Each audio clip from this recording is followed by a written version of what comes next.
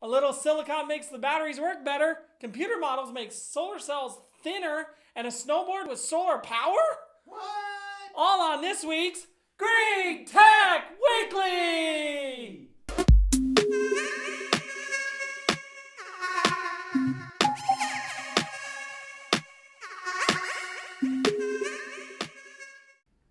Welcome to the tech show that's light on the news and heavy on the humor. I don't think that's the way it's supposed to work. Our first story is about making a better battery. Technology's come a long way to make things better in the future, but we still have a long way to go. The smart people at the University of Southern California have been working on a way to make us that better future.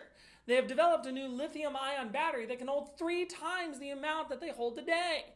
The way they do this is with silicon nanoparticles made into a nanowire as the anode material. They have been able to get a reasonable 200 charge cycles out of the new battery. That's a nano amount compared to the normal 2,000 plus charge cycles. That's what they're working on next to fix and hope to in the next 2 to 3 years when we should see this commercially available. That was a nano story. In our second story, computer modeling has found a better, more efficient, and ultra-thin solar cell. What does the computer's modeling have to do with this? I mean, they were just doing it to get through college. Wrong modeling. The resident smart people at the Vienna University of Technology. By the way, I love your little sausages. I don't think that's what they make there. Oh.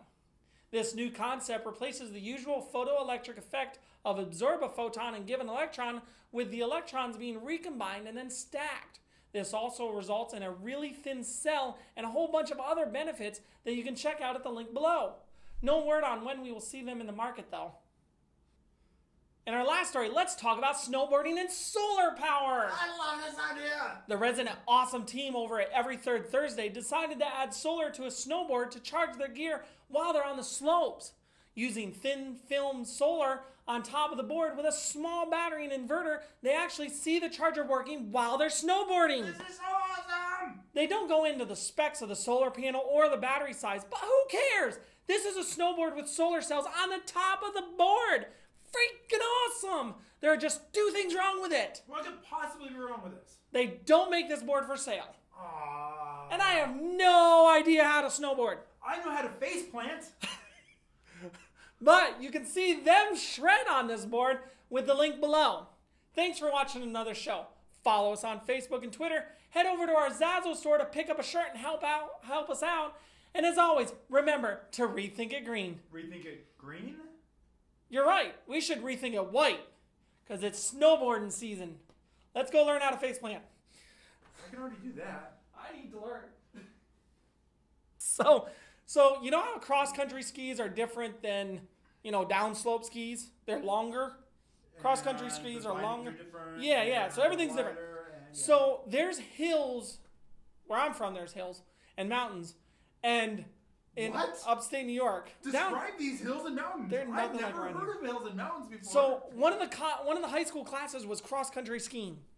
Okay? That's not how you do it. Big freaking long skis. You're cross-country skiing, right? So we get to the top of this one hill that's maybe 20 feet. It's snow on the ground. Some kids build a sled ramp at the bottom out of snow. And everybody's like, I'm going to go ramp that. No, I'm going to ramp that. No, I'm going to ramp it. So finally I decided I'm going to ramp this. So with the teacher in the front of the line and me towards the back of the line, I go down the hill on big long skis. You did not go you went through. I made it about that far before I hit the ground. The problem is because of the skis' length, they never got off the edge. So I basically landed flat on my back with my feet up in the air because the skis are, I went, bam!